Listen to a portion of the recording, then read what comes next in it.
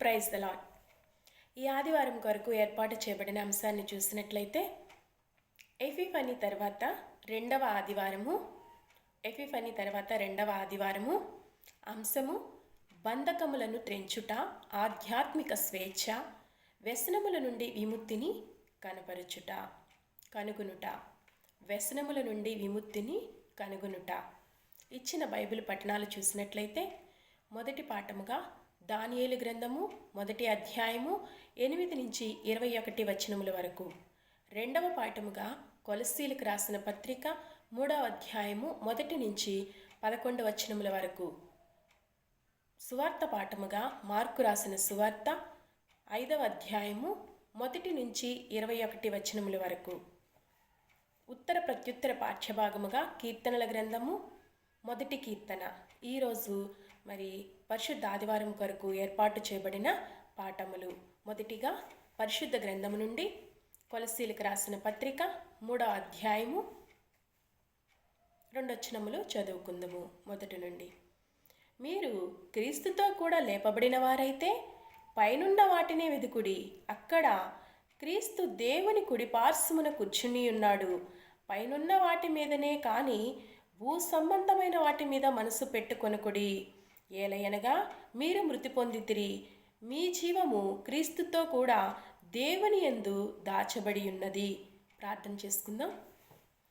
మహోన్నతుడును, జీవాధిపతిను, సృష్టికర్తమైన తండ్రి, రాజులకు రాజా, ప్రభులకు ప్రభువా, ఉన్నవాడను అనువాడనైన దేవా, ఇదిగో నాయనా, ఈ కొద్ది నిమిషములు నీ వాక్యాన్ని ధ్యానించుకోవడానికి నీ పరిశుద్ధాత్మ ప్రసన్నతను మా మీద ఉంచమని, వినిచున్న వారికి వినగలిగిన మనసును గ్రహింపగలిగిన శక్తిని అనుగ్రహించండి.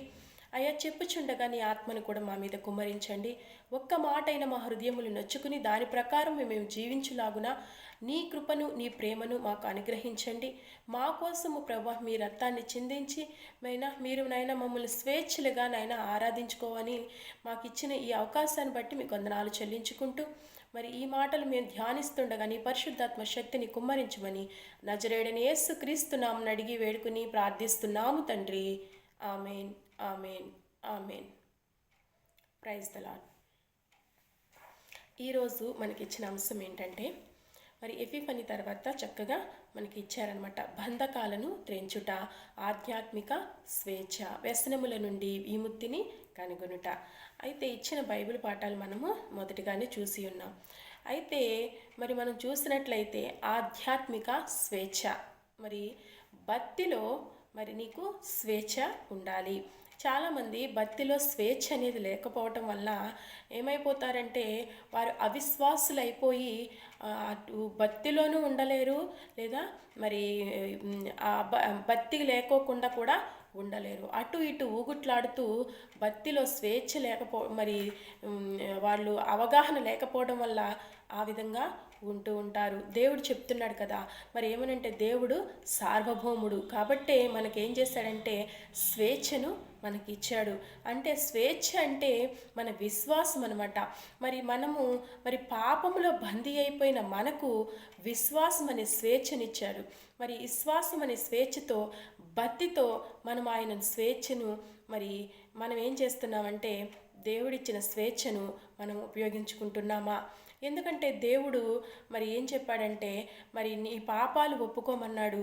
ఒప్పుకుని నీకు అని నీ మీదే వదిలేశాడు. ఎందుకంటే దేవుడు కూడా ఒక భక్తి అనేది చక్కగా మనకిచ్చి ఆ భక్తిలో ఒక స్వేచ్ఛను ఎందుకు ఇచ్చాడంటే ఆయన మనల్కి ఒక నియమం అనేది నియమించవచ్చు, కానీ ఆయన నియమించలేదు. ఏమని చెప్తున్నాడంటే చక్కగా స్వేచ్ఛ అనేది ఇచ్చేస్తాడు. నీ ఇష్టం, నువ్వు ఏ విధంగా ఉంటావో, ఏది కోరుకుంటావో అని చక్కగా ఒక నరకాన్ని, పరలోకాన్ని మన ఎదుట పెట్టి నువ్వే మార్గాన్ని వెళతావో ఆ మార్గానికి వెళ్ళు అని మనకి ఒక స్వేచ్ఛ, మనకు భక్తిలోనే ఒక స్వేచ్ఛ అనేది ఇచ్చాడు.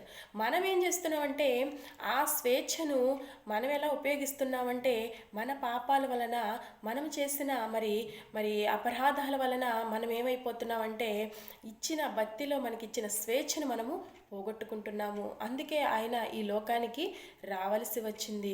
చక్కగా స్వేచ్ఛ ఇచ్చాడు. ఆ రోజు ఆదాము అవ్వకి తిరగమని ఏదేని తోటలో ఇచ్చిన స్వేచ్ఛను వాళ్ళు ఏం చేశారంటే ఆజ్ఞ అతిక్రమం వలన ఆ స్వేచ్ఛను వాళ్ళు పోగొట్టుకుని మరి బందీలైపోయారు పాపానికి.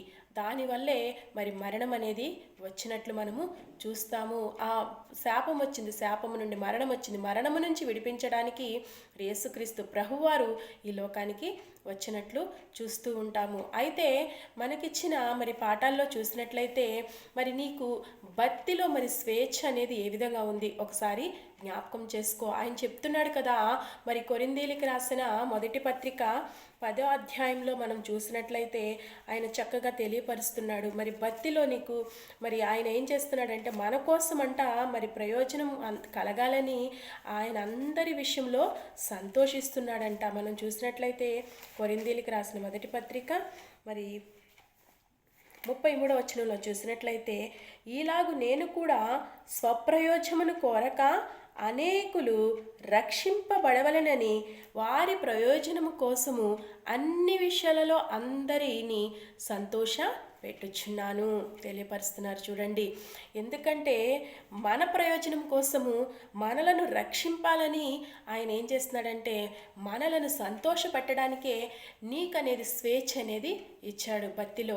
ఆ భక్తిలో స్వేచ్ఛను, లేదంటే మనము కానీ ఒక రోబోల్లాగా చేసినట్లయితే ఎలా ఉంటాం మనము ఒకసారి ఆలోచించండి. ఒక రోబోల్లాగా మనం ఉన్నట్లే మనము రిమోట్ కంట్రోల్ లాగా ఏది ఆపరేట్ చేస్తే ఆ విధంగానే ఒక రోబో ఏ విధంగా తిరుగుద్దో ఆ విధంగా ఉంటాం. కానీ దేవుడు ఏం చేస్తాడంటే మనకి అలాంటి స్వేచ్ఛనివ్వలేదు. ఆయన సార్వభౌముడు కాబట్టే మనల్ని కూడా భక్తిలో మనల్ని ఏం చేశాడంటే నీ ఇష్టం, నువ్వు 2 మార్గాలు నీ ఎదురు పెడుతున్నాను, నీకు ఏది కావాలో అది కోరుకో అని దేవుడు తెలియపరుస్తున్నాడు. అయితే మనకిచ్చిన బైబిల్ పాఠాలు చూసినట్లయితే మరి చక్కగా మరి మొదటి పాఠం చూసినట్లయితే దానియేలు గ్రంథము 1వ అధ్యాయంలో మనం చూస్తూ ఉంటాము. ఈ దానియేలు గ్రంథమును చూసినట్లయితే ఈయన మరి అక్కడ మనం నెబుకద్నెజరు నుంచి మనకి అక్కడ యెరూషలేములోకి వచ్చి వారిని ముట్టడి చేసినప్పుడు అక్కడ మరి అనేక మంది మరి జ్ఞానం కలిగిన వారిని మరి అందరినీ కూడా మరి ఆ పట్టణానికి తీసుకురమ్మని రాజు ఆజ్ఞాపించినప్పుడు అక్కడ మరి కొంతమంది జ్ఞానము కలిగి తత్వజ్ఞానం తెలిసిన వారందరినీ కూడా మరి ప్రావీణ్యత కలిగి మరి వారందరినీ తీసుకొచ్చినట్లు మనం చూస్తూ ఉంటాము. ఆ కల్దీయ విద్యను భాషను నేర్పించడానికి వారిని తీసుకొచ్చినప్పుడు వారిలో మరి ఎవరున్నారంటే మరి దానియేలు ఉన్నాడు, షడ్రక్ మెషక్ అబేద్నెగో అనే వాళ్ళు, ఈ 4 బాలురు కూడా ఉన్నట్లు మనకిచ్చిన మొదటి పాఠంలో చూస్తాము. అయితే ఈ 4 బాలులు కూడా వాళ్ళు ఏం చేస్తున్నారంటే వీళ్ళకు ఒక స్వేచ్ఛ అనేది అనుగ్రహించాడు రాజు. ఏం చెప్పాడంటే చక్కగా నేను తినే భోజనాన్ని మీరు కూడా తినవచ్చు అని, మరి రాజు పెట్టే భోజనమే వీళ్ళందరికీ పెట్టండి అక్కడ తీసుకొచ్చిన ప్రతి ఒక్కరిని కూడా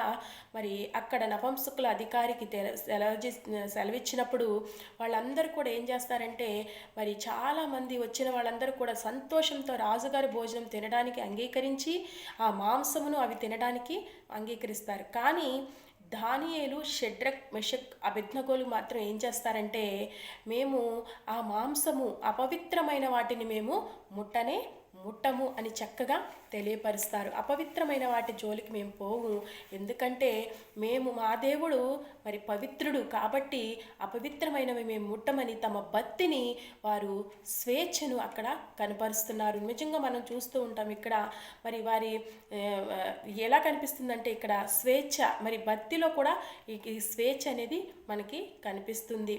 మనం చూస్తూ ఉంటాము చక్కగా 10 దినాలు మీరు ఏం చేస్తారంటే మా ముఖాలు మీరు పరిశీలించండి, మాకు ఆకుకూరలే పెట్టండి, మేము అవి చాలు, మాకు శాకాహారం చాలు, అది దాని ద్వారా మా ముఖాలు కూడా చక్కగా ఉంటే మేము కూడా ఏం చేస్తామంటే ఇదే కంటిన్యూ చేస్తాం. లేని పక్షంలో మీరు చెప్పినట్లే ఆ మాంసాన్ని భుజిస్తామని అక్కడ నపుంసకుల అధికారి అయిన మరి అధిపతికి చెప్పినప్పుడు వాళ్ళు కూడా ఏం చేస్తారంటే చక్కగా మరి మనం చూస్తూ ఉంటాం ఇక్కడ మరి అక్కడ అధికారికి చెప్పినప్పుడు వాళ్ళు ఏం చేస్తారంటే భయపడిపోతారు. అన్నమాట దేవుడు నపుంసకుల అధిపతి దృష్టికి దానియేలునకు కృపా కటాక్షము నొందని అనుగ్రహించెను కనుక నపుంసకుల అధిపతి దానియేలుతో ఇట్లా నేను చక్కగా చెప్పాడు, ఓకే మీ ముఖములు మరి మొన్న చక్కగా తేజవంతంగా, కాంతివంతంగా, సౌందర్యవంతంగా కనిపిస్తే ఆ విధంగానే ఉంచుతాను అని చెప్పినప్పుడు నిజముగా వారి ముఖములంట మాంసము తిన్న వారి ముఖముల కన్నా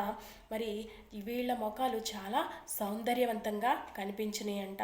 వారి భక్తిని అక్కడ వాళ్ళు చాటుకున్నారు. అందుకనే మరి అన్య దేశంలో ఉంటున్న వారు కూడా మరి ఆ దేశంలో మరి దేవుని యొక్క సువార్తను వారు తెలియజేయడానికి మరి అక్కడే మనం మరి చదువుకుంటూ వెళితే వీళ్ళు చేసిన మరి గొప్ప దానికి ఆ రాజ్యంలో ఉన్న రాజు కూడా మరి దుఃఖముఖుడైనట్లు మరి ఆయన చేసిన మరి దానియేలు గురించే కానీ షడ్రక్ మెషక్ వాళ్ళ గురించే కానీ అద్భుత కార్యములన్నీ చూసి ఏం చేస్తారంటే మనము పూజిస్తున్న దేవతలన్నీ కూడా తుత్తనీయులుగా చేసేసేయండి, ఆ దానియేలు షడ్రక్ అబేద్నెగో ఎవరైతే పూజిస్తున్నారో వాళ్ళ దేవుళ్ళని అందరము పూజించాలి అని ఒక శాసనం అనేది పెట్టారు.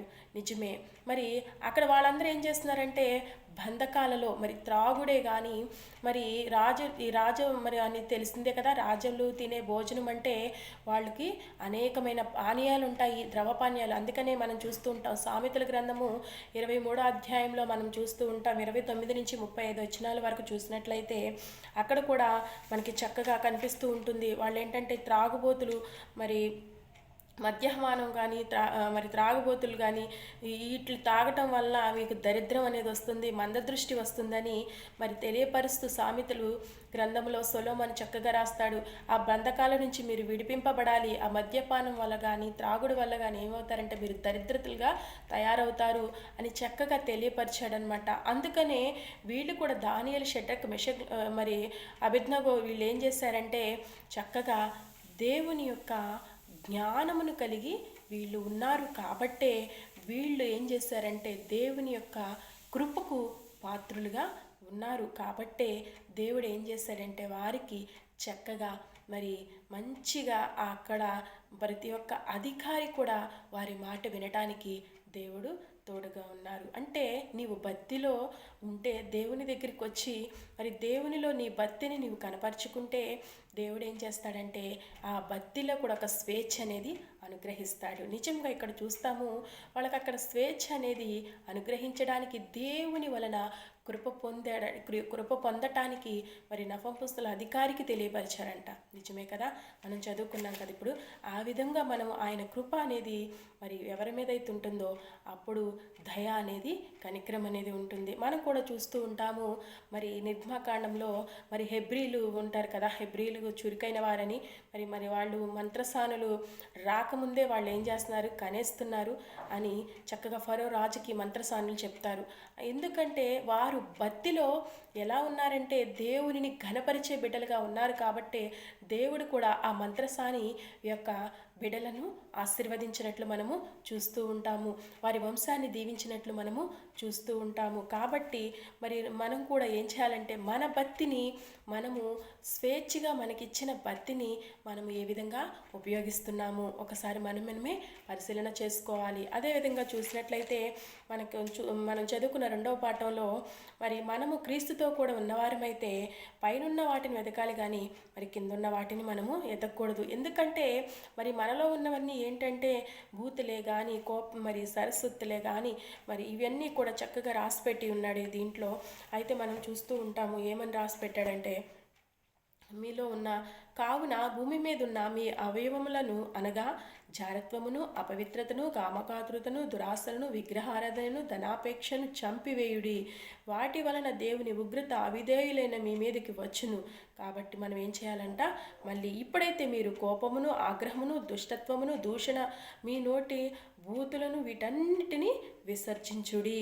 కాబట్టి ఒకరినొకడు అబద్ధమాడకుడి. ఏలయనగా ప్రాచీన స్వభావమును దాని క్రియలతో కూడా మీరు దాన్ని పరిత్యజించి జ్ఞానము కలుగు నిమిత్తము దానిని మరి సృష్టించిన వాని పోలిక చప్పున నూతన పరచబడుచున్న నవీన స్వభావమును ధరించుకుని ఉన్నారు. చూసారా, మనం ఏం చేయాలంటే దేవునితో కూడా మనం ఉన్నవారు అంటే మన భక్తి మన ఎలా ఉండాలి అంటే మరి ఇప్పుడు చక్కగా ఇక రాసి ఉన్న ప్రకారము కూడా ప్రతి ఒక్క పాపం అనేది విడిచిపెట్టాలి. ఆ పాపం అంటే ఏమీ కాదు, అవిధేయతే కానీ మరి కామకాతృతే కానీ అపవిత్రతే కానీ విగ్రహారాధనే కానీ. మరి దానియేలు షడ్రక్ మెషక్ కూడా విగ్రహారాధనకు వాళ్ళు దూరంగా ఉన్నారు. వారు పెట్టించిన ప్రతిమకు మొక్కుకోకుండా ఉన్నారు. అందుకనే కదా వాళ్ళు ఎంత భక్తిలో తమ స్వేచ్ఛను చాటుకున్నారు. మనకనేది మన భక్తిని మనము కాపాడుకోవాలి. మన స్వేచ్ఛ ఇచ్చారు కదా అని నీ ఇష్టానుసారంగా నీవు ప్రవర్తిస్తే దేవుడు లెక్క అడుగుతాడు. ఎందుకంటే మనం ఎవరితో లేపబడి ఉన్నామంటే క్రీస్తుతో లేపబడి ఉన్నాం. ఎందుకంటే ఆయన నీ స్వరూపమందు నా స్వరూపమందు చక్కగా ఆయన ఏం చేశాడంటే తన స్వరూపమందు మనలను చేశాడు. కాబట్టి మనం ఎలా ఉన్నాము అంటే ఆయన పోలికగా ఉన్న మనలను ఆయన రక్షించుకున్నాడు. అంతేగానే ఆయన తెలియపరుస్తున్నాడు, రక్షించుకుని చక్కగా మన కోసం తన ప్రాణం ఇచ్చానని తెలియపరుస్తున్నాడు. మరి మనం చూస్తూ ఉంటాము. అదేవిధంగా కీర్తన గ్రంథంలో మనం చూస్తూ ఉంటాము, దుష్టుల సహవాసం వద్దని తెలియపరుస్తున్నాడు. ఎందుకంటే వారి గుంపులో మీరు ఉండొద్దు, వారి దుష్టుల వలన మరి మీరేంటంటే మీ మార్గము నాశనం అయిపోద్ది, కాబట్టి మీరు దుష్టులతో సహవాసం చెయ్యొద్దు అని చక్కగా ఆయన తెలియపరుస్తున్నట్లు మనము చూస్తూ ఉంటాము. అదేవిధంగా చూసినట్లయితే మరి మార్కు సువార్త మనకిచ్చిన సువార్త పాఠంలో చూస్తాము. 5వ అధ్యాయం 1 నుండి 21 వచనాలు చూసినట్లయితే ఇక్కడ మనం చదువుకున్నట్లయితే ఇక్కడ గెరాసీనీల ప్రాంతంలో దెయ్యము పట్టినవాడు చూశాడనమాట. ఆ దెయ్యము పట్టినవాడు ఎక్కడ ఉంటున్నాడంటే సమాధులలో జీవిస్తున్నాడు. సమాధులలో ఉండటానికి కారణం ఏంటంటే ఆయన ఎవ్వరి మాట కూడా వినకోకుండా ఆయన ఎవరు సాధు చేయలేనంత స్థితిలోకి వెళ్ళిపోయాడంట. తన సంకెళ్ళు కూడా తుత్తునీయులుగా చేసేసుకుంటున్నాడంట. తను మరి రాళ్లతో తన్ను తాను గాయపరుచుకుంటున్నాడు. అరుస్తూ కేకలేస్తున్నాడు. అట్టి భయంకరమైన పరిస్థితిలోకి మరి ఆ ప్రాంతంలోకి వచ్చారు తండ్రి అయిన మరి పంపించిన దేవుని కుమారుడు యేసుక్రీస్తు ప్రభువారు ఆ గెరాసీనీల ప్రాంతంలోకి వచ్చినప్పుడు అక్కడ దెయ్యము పట్టిన ఒక వ్యక్తిని చూసి ఆయనని ఎదుర్కొని ఆ సాయంకాల సమయంలో చక్కగా ఆయనకి మరి ఆ సంభాషణ అక్కడ జరుగుతున్నట్లు మనం చూస్తూ ఉంటాము. అక్కడ చక్కగా దెయ్యం పట్టిన వాడు అంటున్నాడు కదా, మరి సర్వోన్నతమైన దేవుని కుమారుడా, నాతో నీకేమి పని? అసలు ఎంత చక్కగా అడుగుతున్నాడు చూడండి. దెయ్యాలు కూడా మరి ఆయన ఎవరో గుర్తుపడతాయి అని చక్కగా తెలియపరిచారు. మరి అపోస్తుల కార్యంలో కూడా మనం చూస్తాం కదా, పూతోను అని దెయ్యం పట్టింది కూడా చక్కగా తెలియపరుస్తుంది కదా. అదే విధముగా ఇక్కడ కూడా ఏం చెప్తున్నారంటే మరి ఆ దెయ్యం పట్టిన వాడు అడుగుతున్నాడు, సర్వోన్నతమైన దేవుని కుమారుడా, నాతో మీకేం పని? అసలు నాకు నీకు అసలు పొందే లేదు కదా, మరి నాతో నీకేమీ పని అని అడుగుతున్నప్పుడు చక్కగా దేవుని కుమారుడు చక్కగా సమాధానం చెప్తున్నాడు. యేసుక్రీస్తు ప్రభువారు ఆయన్ని బాగు చేయడానికి, ఆ బంధకాల నుంచి విడిపించటానికి ఆయన ఈ లోకానికి వచ్చాను అని దేవుడే మరి ఆనాది కాలంలో యెషయా ప్రవక్త ద్వారా కూడా మనము చూస్తూ ఉంటాము. ఎందుకు వచ్చారు అంటే ఆయన ఈ లోకానికి గుడ్డివారి కన్నులు తెరవజేయడానికి, బంధింపబడిన వారిని విడిపించడానికి నేను వచ్చాను అని చక్కగా యెషయా గ్రంథములో మనము 43వ అధ్యాయంలో కూడా చూస్తూ ఉంటాము. ఏంటంటే ఆయన ఎందుకు వచ్చారంటే బంధింపబడిన వారిని విడిపించడానికి వచ్చానని 42వ అధ్యాయము 6వ వచనంలో మనము చూస్తూ ఉంటాము. విడిపించడానికి వచ్చానని ఎంత చక్కగా ఆయన చెప్తూ ఉన్నాడు. తన కుమారుని ఈ లోకానికి పంపించారనమాట. అందుకని ఈయన అంటున్నాడు కదా, మరి నాతో నీకేమి పని అని అన్నప్పుడు మరి అక్కడ ఉంటున్న సేన అసలు నీ పేరు ఏమిటి అని అడక్కముందే ఆయనలో ఉన్న దయాలు చెప్తున్నాయి కదా, ఏంటంటే సేన అని చెప్తున్నాయి. అంటే సేన అంటే మనకి అక్కడ 2000 దెయ్యాలన్నమాట. ఎందుకంటే పందుల లెక్కను అక్కడ మనకు చూపించాడు. ఏమంటే 2000 పందులు ఉన్నాయంట. ఆ పందుల్లోకి మమ్మల్ని పంపించు అని వేడుకున్నాయంట. మరి చూసారా, దేవునినే వేడుకున్నప్పుడు ఆ పందులలోకి ఆ దెయ్యాలను పంపించినప్పుడు అవి వెళ్ళిపోయి ఆ సరస్సులో పడి చచ్చిపోయాయంట.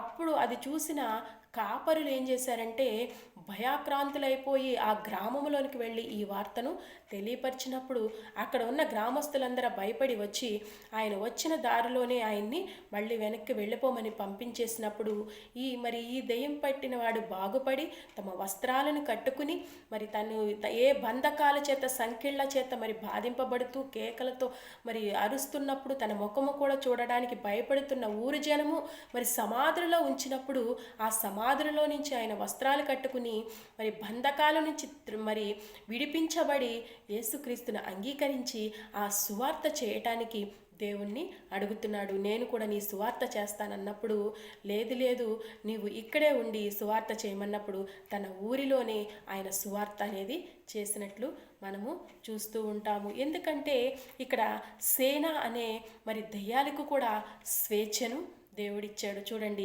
మరి ఆ దెయ్యాలు అడుగుతున్నప్పుడు మేము ప్రభువా మేము అక్కడికి వెళ్ళిపోతాం, ఆ పందుల్లో పడి మేము వాటిల్లోనే ఉంటాము, దయతో మమ్మల్ని అటు ఇటు వెళ్ళగొట్టు, ఆ పందుల్లోకి మమ్మల్ని వెళ్ళమని ఆజ్ఞాపించి అన్నప్పుడు ఆయన ఆ విధంగానే ఆజ్ఞాపించాడు. చూసారా, దెయ్యాలకు కూడా దేవుడు స్వేచ్ఛనిచ్చాడు.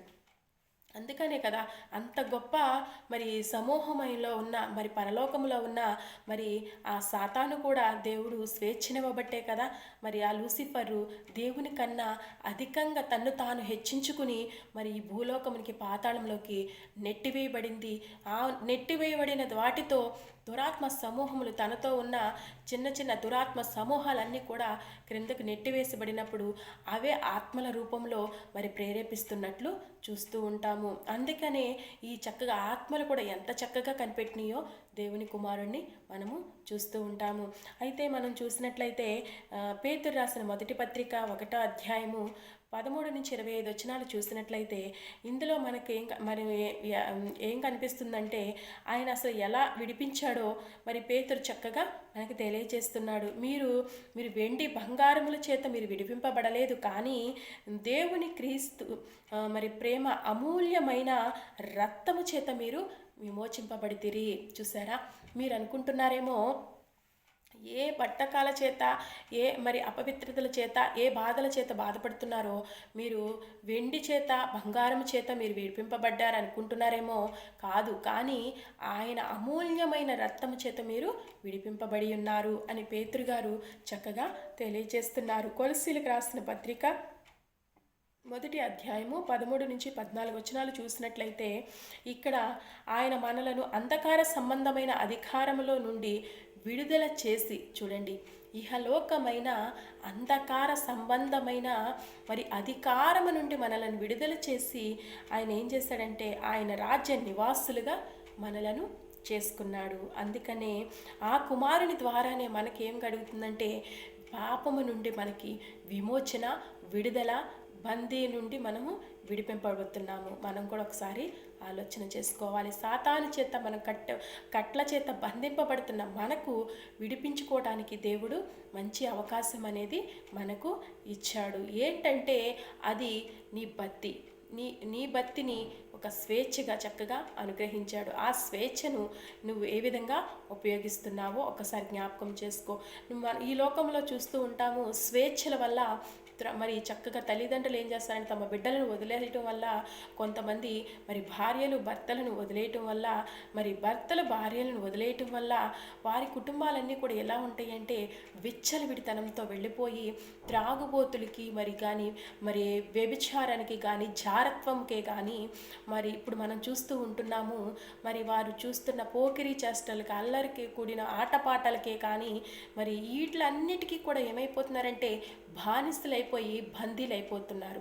అందుకని వాటిల నుంచి మిమ్మల్ని విడిపించటానికి మరి మీకు శక్తి చాలదు. కాబట్టి మనం ఏం చేయాలంటే క్రీస్తు అనే మరి ఆయన దగ్గరికి, రక్తము దగ్గరికి మనం వచ్చినట్లయితే ఆయనే అంటున్నాడు మనలను విడిపించడానికి ఆయన ఈ లోకానికి వచ్చి ఆయన రాజ్య నివాసులుగా చేయడానికి వచ్చాను అని తెలియపరుస్తున్నాడు.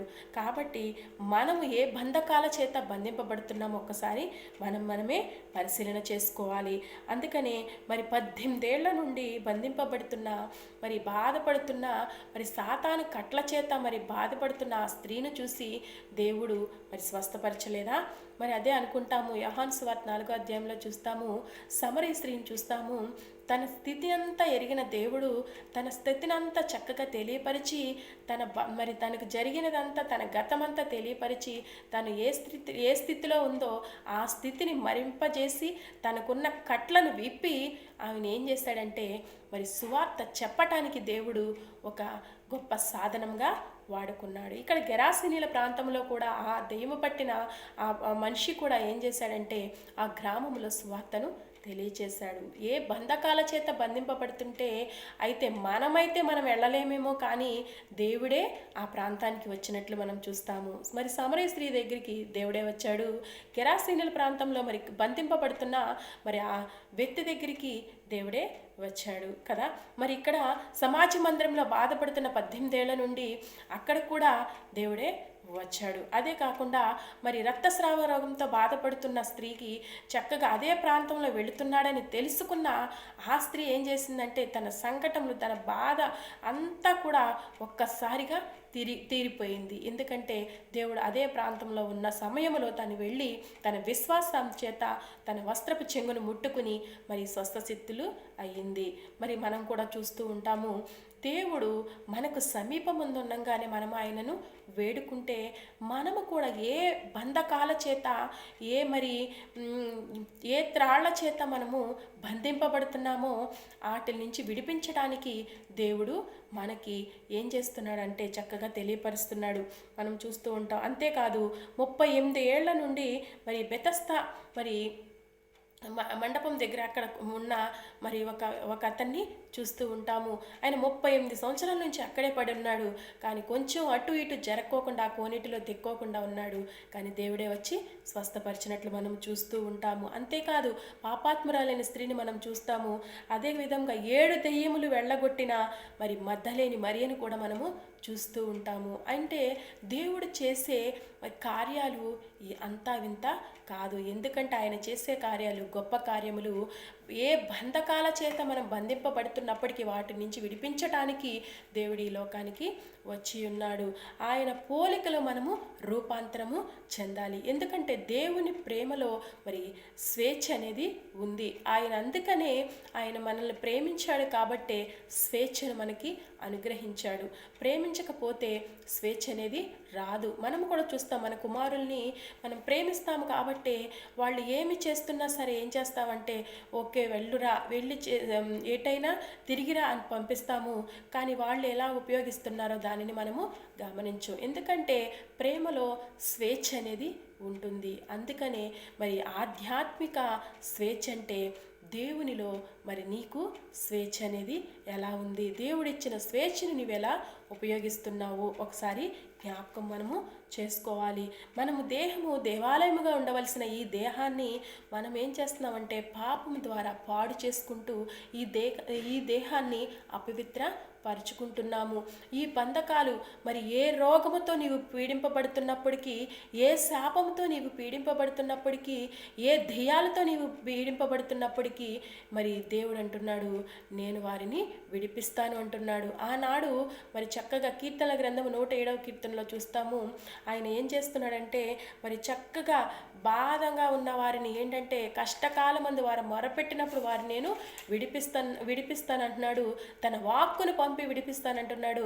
ఆపదలో ఉన్నప్పుడు విడిపిస్తానంటున్నాడు.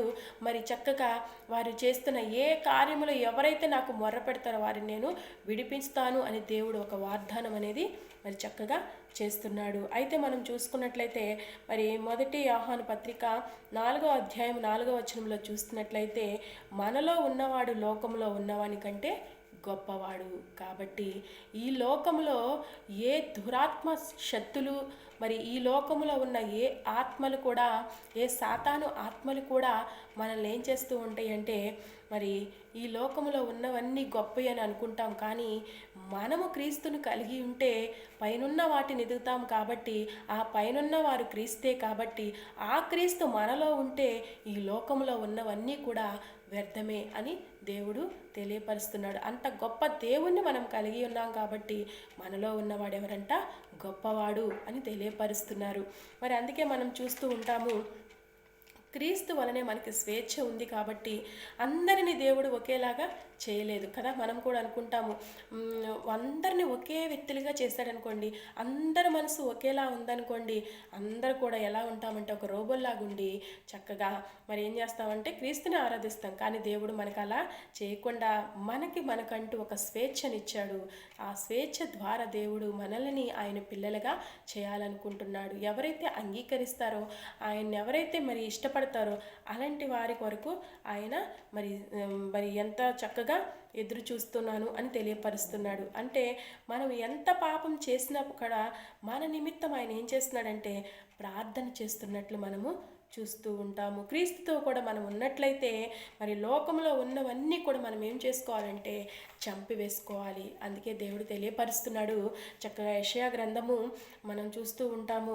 61వ వచనంలో చూసినట్లయితే 61వ అధ్యాయంలో చూసినట్లయితే మరి నలిగిన వారి హృదయములను చెరలోనున్న వారిని మరి బంధింపబడిన వారిని విడిపించటానికి మరి యెహోవా యొక్క హితవస్త్రమును మరి ప్రకటించటానికి విముక్తిని ప్రకటించటానికి నేను ఈ లోకానికి వచ్చి ఉన్నాను అని చక్కగా మరి దేవుడు మరి అనాది కాలంలోని ఒక ప్రణాళిక అనేది యేసుక్రీస్తు ప్రభువారికి వేసినట్లు మనము చూస్తూ ఉంటాము. అంతేకాదు యెషయా గ్రంథము మరి 65వ అధ్యాయము 1-2 వచనాల్లో చూసినట్లయితే మరి అక్కడ నన్ను వెదుకు వారికి నేను దొరుకుతానంటున్నాడు. మరి ఏ వ్యసనాల చేత నువ్వు బాధపడి ఏ వ్యసనాల చేత నువ్వు ఇంకా మరి కృంగిపోతూ నాకు విముక్తి దొరకట్లేదు అనుకుంటున్నావేమో, అయితే దేవుడు ఈరోజు ఒక మాట చెప్తున్నాడు.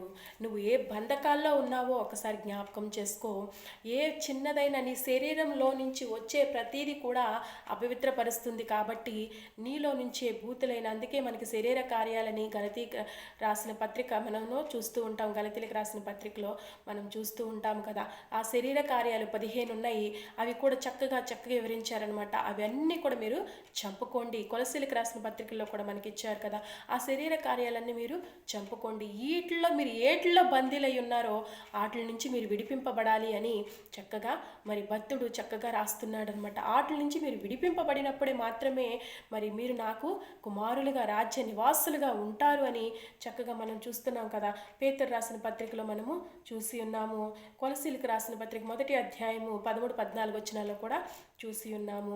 అయితే ఏం చెప్తున్నాడంటే దేవుడు మరి ఏ బంధకాల చేత నీవు బంధింపబడినప్పటికీ కూడా ఆ బంధకాల నుంచి విడిపించడానికి దేవుడు ఏం చెప్తున్నాడంటే నేను దిగి వచ్చి ఉన్నాను అని దేవుడు ఆనాడు ఐగుప్తీ ప్రజలు మొరను విని ఫరో చెర నుండి వారిని విడిపించడానికి మరి దేవుడు దిగి వచ్చి ఉన్నాడు.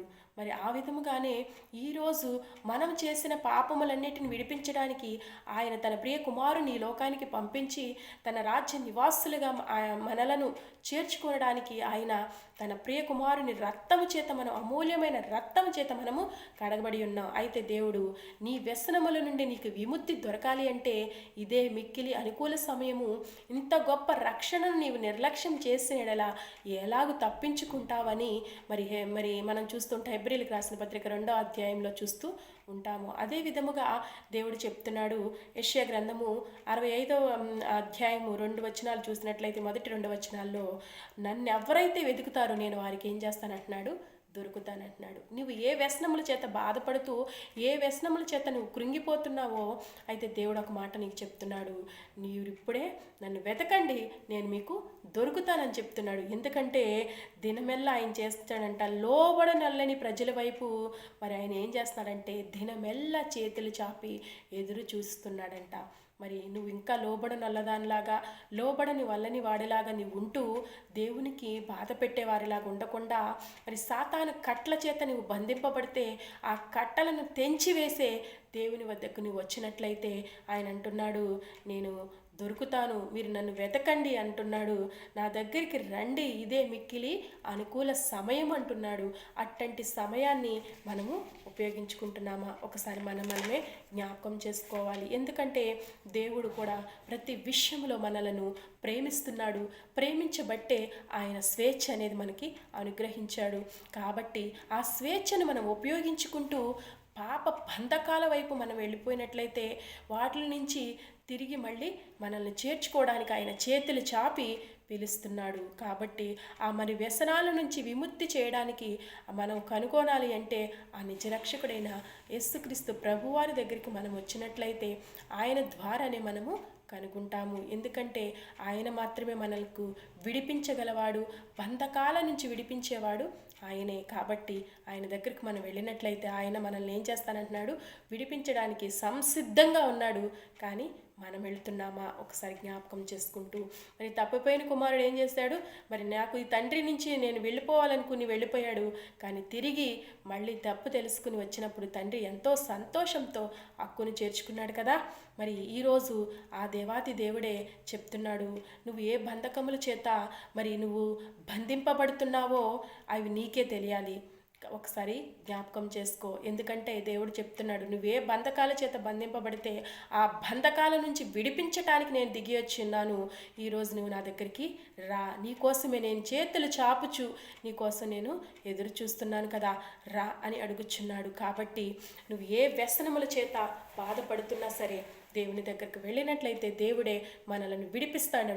ఆనాడు మరి అందరూ త్రోసిబుచ్చి సమాధుల్లో పడవేసిన ఆ యవనుడిని పట్టుకున్న దేవుడు మరి నిన్ను నన్ను కూడా పట్టుకోవడానికి దేవుడు ఈరోజు నిన్ను చూస్తున్నాడు, నీ చెయ్యి పట్టుకోవడానికి మరి సంసిద్ధంగా ఉన్నాడు. కాబట్టి ఇదే మిక్కిలి అనుకూల సమయం ఉండగానే మనము సద్వినియోగం చేసుకుంటూ మరి దేవుణ్ణి వెతికే వారిలాగా ఉంటూ మరి ఆ దేవుడు మనలో ఉన్న ఏ బంధకాలైనా తీసివేస్తాడు. కాబట్టి ఆయన్ని వెతుకుతూ ఆయనను మరి ఆశ్రయించే బిడ్డల్లాగా మనం ఉంటూ, మన వ్యసనాలు ఏవైనప్పటికీ, మన బంధకాలు ఏవైనప్పటికీ, వ్యసనములు అంటే చెడు, నువ్వు దేనికి ఎక్కువగా ఎడిక్ట్ అయిపోయావో దానిని నువ్వు తీసివేసుకోవాలి. దేవుని కన్నా నువ్వు దేనికి ఎక్కువ ఎడిక్ట్ అయినా అది నీకు ఒక వ్యసనమే. కాబట్టి ఒకసారి జ్ఞాపకం చేసుకో, నువ్వు ఎక్కువ దేనిని ప్రేమిస్తున్నావు ఒకసారి జ్ఞాపకం చేసుకో. ఈ లోకంలో రోగాలు మరి అవన్నీ కూడా మనం అనుకుంటాము ఇవి దేవుడు కొన్ని పెడుతూ ఉంటాడు, వాటి నుంచి విమోచింపడానికి కూడా ఆయనే మరి ఏవి చెప్తున్నాడు కదా, ఏం చక్కగా చెప్తున్నాడు ఏంటంటే నా విమోచకుడు సజీవుడని చక్కగా తెలియపరుస్తున్నాడు. మరి ఆయన బంధింపబడిన వారిని విడిపిస్తాడని మరి ఏబు భక్తుడు తెలియపరుస్తున్నాడు కదా.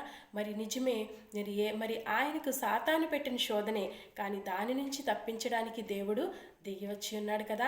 మరి మనం చూస్తూ ఉంటాము మరి యేసుక్రీస్తు ప్రభువారు అనేక అద్భుత కార్యములు చేశాడు. ఎవరు ఏ స్థితిలో మరి పాపాల్లో పట్టబడి ఉన్నారో వారిని విడిపించాడనమాట. మరి పౌలు గారిని చూసుకున్నట్లయితే ఆయన రోమా సామ్రాజ్యంలో ఒక అధికారి అయి ఉండి మరి తత్వజ్ఞానము తెలిసిన శాస్త్రవేత్తగా ఉండి మరి గమాలియేలు పాదముల వద్ద విద్యను అభ్యసించిన వాడై ఉండి అంత గొప్ప వాడే, ధర్మశాస్త్ర ప్రావీణ్యం కలిగిన వాడే మరి యేసుక్రీస్తు ప్రభువాన్ని అంగీకరించకుండా మరి క్రైస్తవుల్ని హింసిస్తున్న సమయంలో దేవుడు అట్టి వారిని పట్టుకుని మరి క్రీస్తు కొరకు నిలబడే వ్యక్తిగా చేయలేదా? ఒకసారి జ్ఞాపకం చేసుకో. ఏ మూర్ఖపు స్వభావంలో, ఏ పాపపు స్వభావంలో, ఏ ఊబిలో నువ్వు కూరుకుపోయి ఉన్నా దేవుడు నిన్ను ఈ సమయంలో రూపాంతరం చేయడానికి ఆయన సిద్ధంగా ఉన్నాడు. నీ స్వేచ్ఛను దేవునికి మరి నీవే విధంగా ఉపయోగిస్తున్నావో నీలో ఒకసారి జ్ఞాపకం చేసుకో. అయితే మరి మనకిచ్చిన ఈ 18వ తారీఖు నుండి 25వ తారీఖు వరకు కూడా మనకి ఏంటంటే క్రైస్తవ ఐక్యత వారము మనం చూస్తూ ఉంటాము. జనవరి నెలలో కూడా ప్రతి సంవత్సరం కూడా మనకి ఐక్యత వారం అనేది ఒకటి జరుగుతూ ఉంటుంది. అన్ని చక్కగా సంఘాలు కలిపి దేవుణ్ణి ఐక్యంగా ఆరాధించడం అనమాట. అట్టి ఐక్యత ఆదివారము ఈ 18వ తారీఖు నుండి స్టార్ట్ అయ్యి 25వ తారీఖు వరకు కూడా ఈ వారోత్సవాలు అనేవి జరుపుతారు. అలాగే ఐక్యత గురించి మనము కూడా మన సంఘాల గురించి మనము కూడా ఐక్యత కలిగి జీవించాలని, వాటి గురించి మనం ప్రార్థించే వారిలా ఉండాలని కోరుకుంటూ మరి కొద్ది మాటలు మరి యేసుక్రీస్తు నామమున నేను ముగించడానికి తెలియపరుస్తున్నాను. ఈ మాటలు నజరేయుడైన యేసుక్రీస్తు నామమునే నేను మీకు తెలియజేయడానికి ఇష్టపడుతున్నా. కొద్ది మాటలే నేను చెప్పడానికి మీ ముందుకు వచ్చి ఉన్నాను. మా గురించి, మా కుటుంబం గురించి మీరు ప్రార్థించాలని నేను ఎంతగానో ఆశపడుతూ ఈ మాటలు తెలియజేస్తున్నాను. Praise the lord.